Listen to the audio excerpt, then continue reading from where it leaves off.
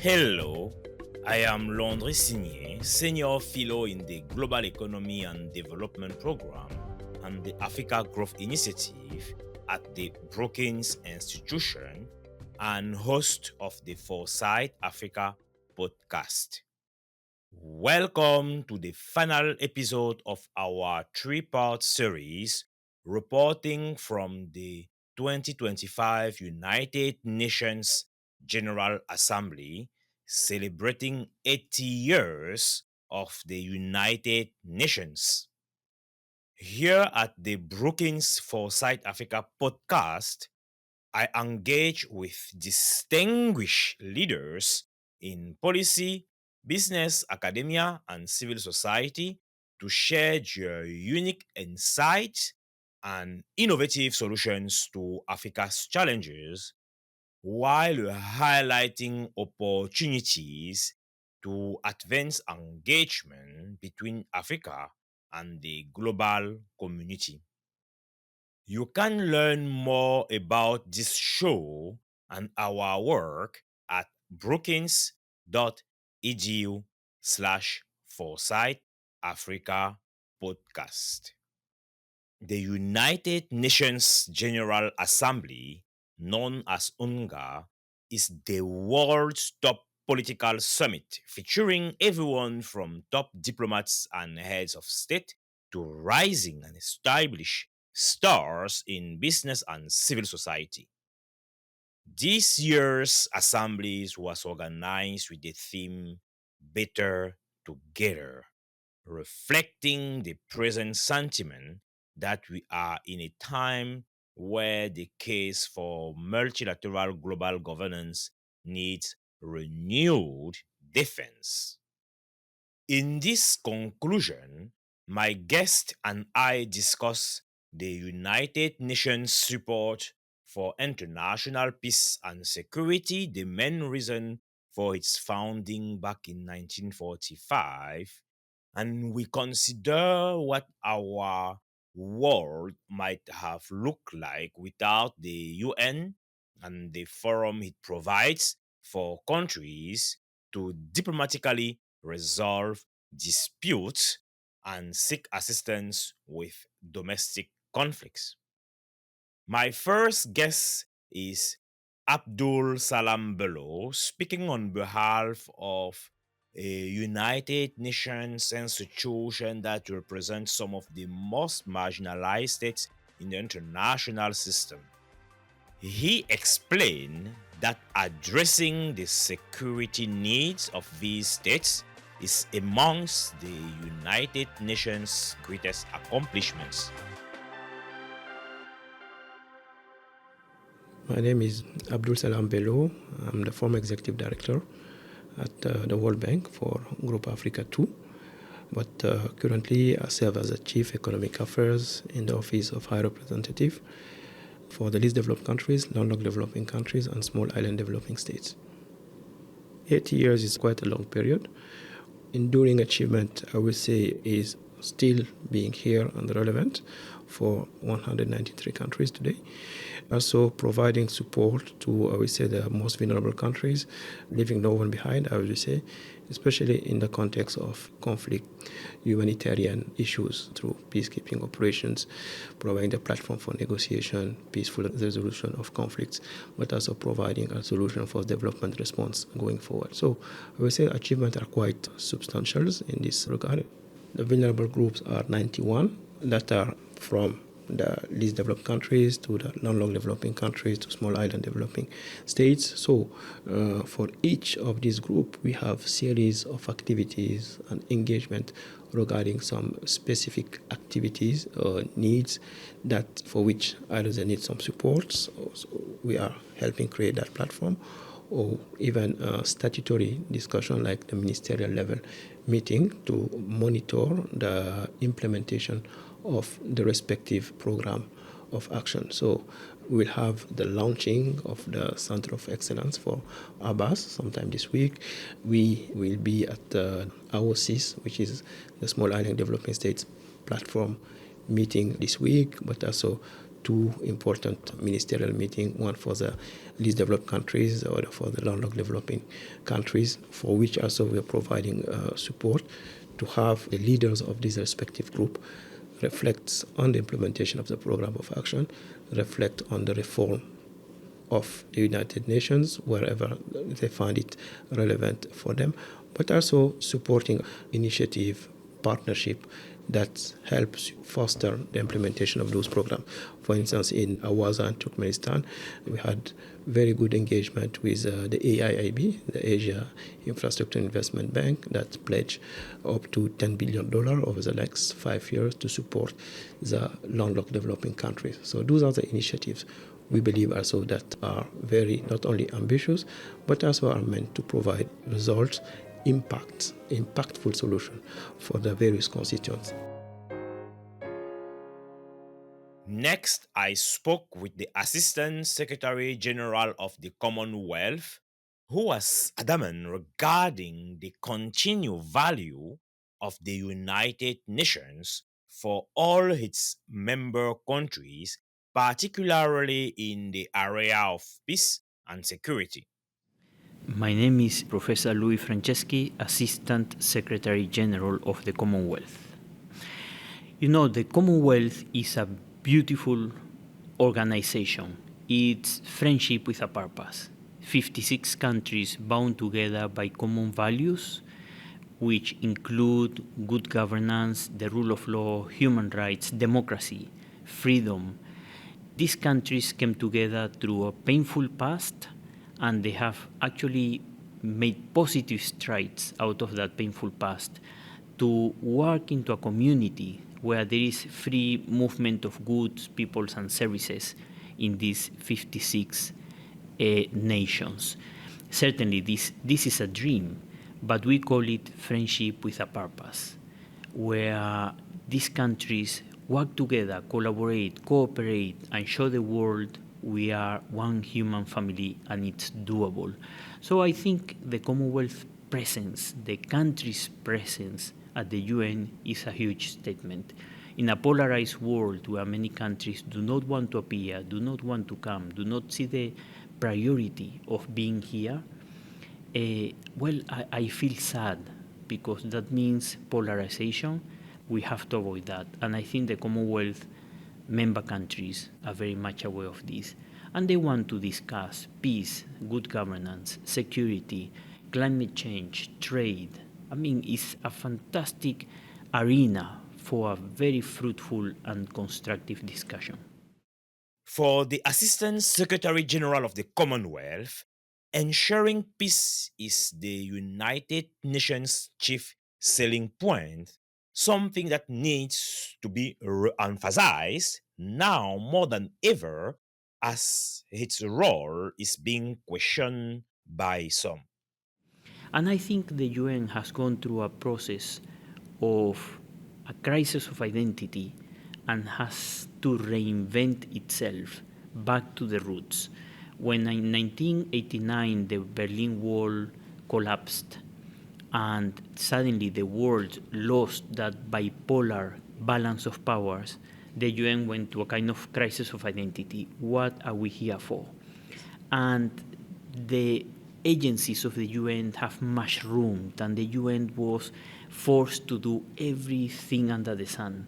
And I think this is time to regroup, rethink, and say, look, the UN is not here to resolve all humanity's problems, it's here to foster, maintain, and propagate that idea of peace.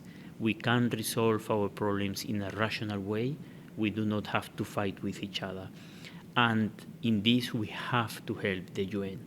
So I think observe organizations like the Commonwealth have the duty to help the UN in this process and to encourage members to foster that dialogue, to foster that togetherness that is being broken by polarization.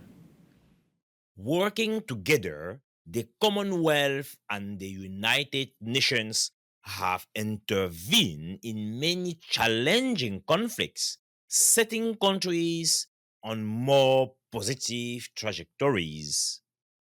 The Commonwealth, and this is why I began by saying it's defined as friendship with a purpose, in a beautiful way has worked together with the UN in countries where we were at the brink of civil war or general unrest or breakdown of systems.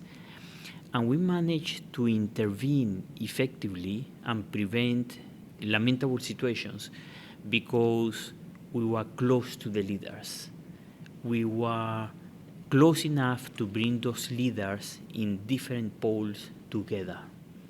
And this happened in Zambia, in Sierra Leone, in situations where there was the danger of going down the drain in the wrong direction.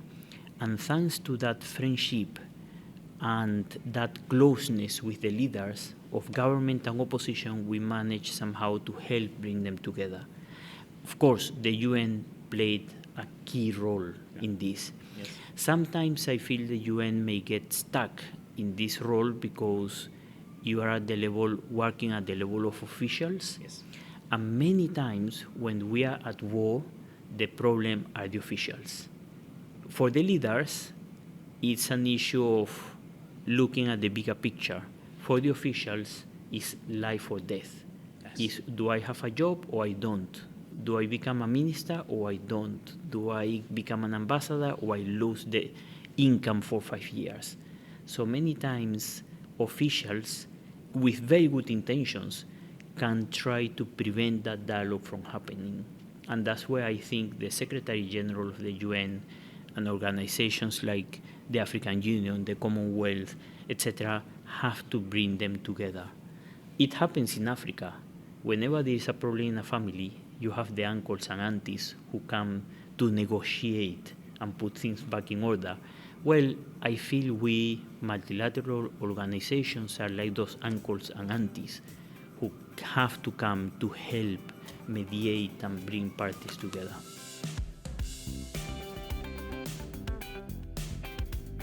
As the UN's partners like the Commonwealth seek to combat polarization and stress UNGA's contributions to peace and security, major organizations also have an important role to play.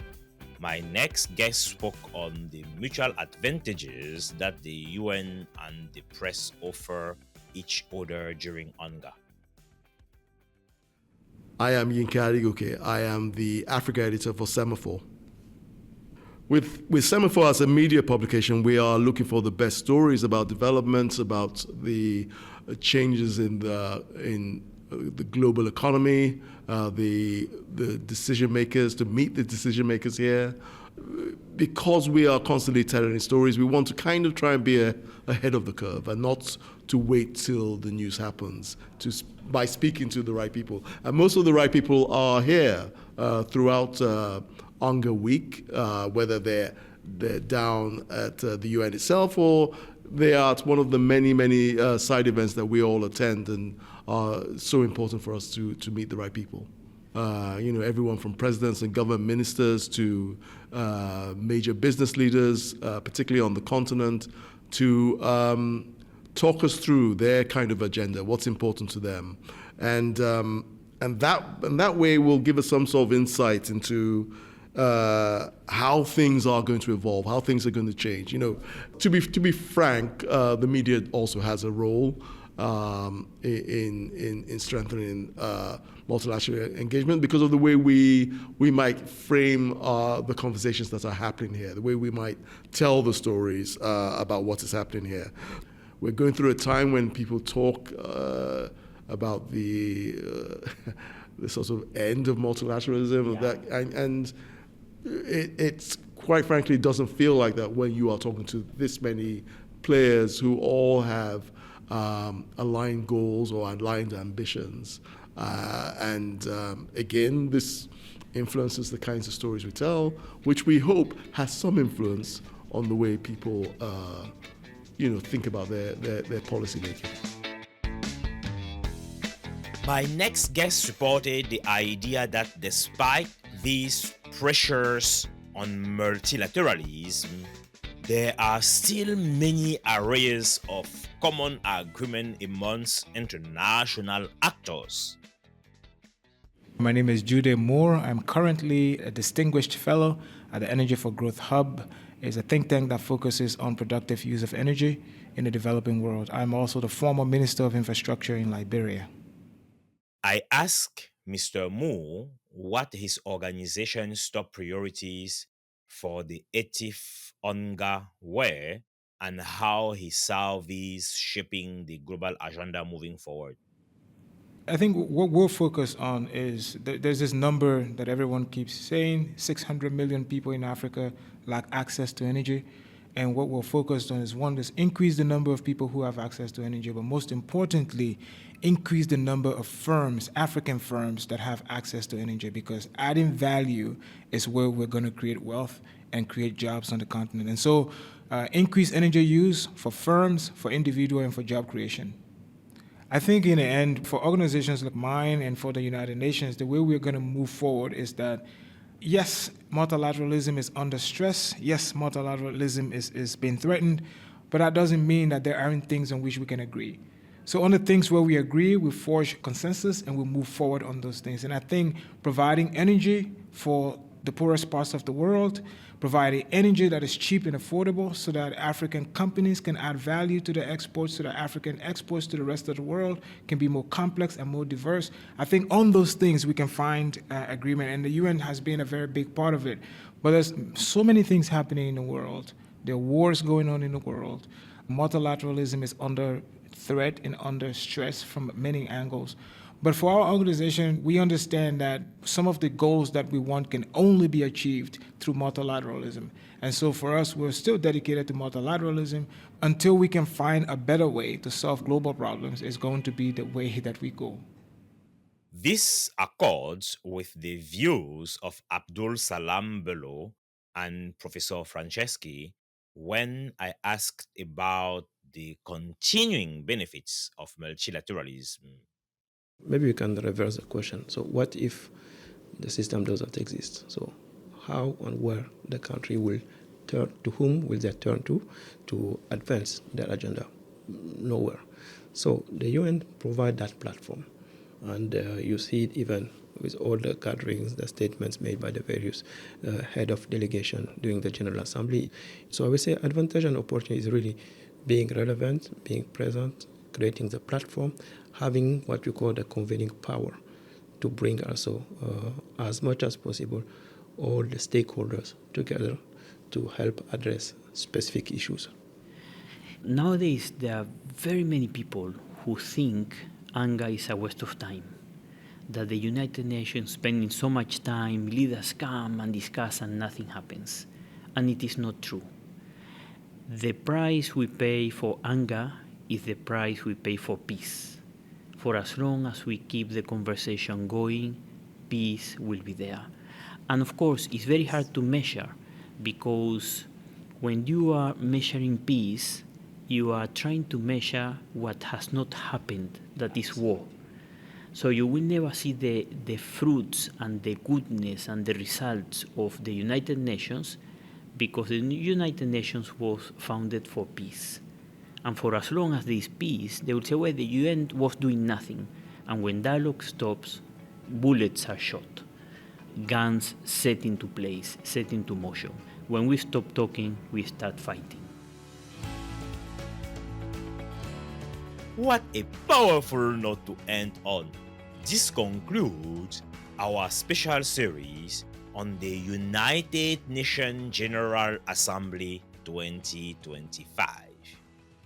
Over the past 3 episodes, we have heard from influential stakeholders from across various sectors on their appreciation for the United Nations' vital role and their incisive recommendations for how the organization can adapt to the challenges of the next 80 years.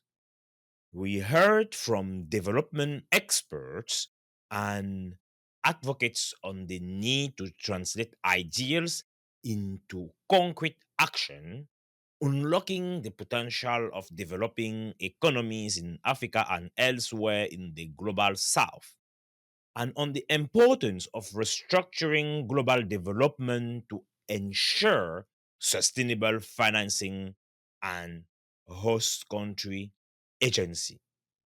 We heard from the United Nations institutions and business leaders on the important role of the global private sector, both in financially supporting the sustainable development goals and in creating quality jobs and opportunities.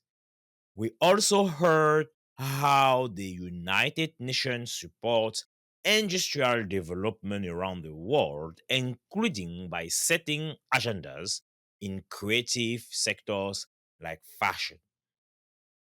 Finally, we have heard about the key functions of the UN in preserving international peace and upholding stability in fragile states.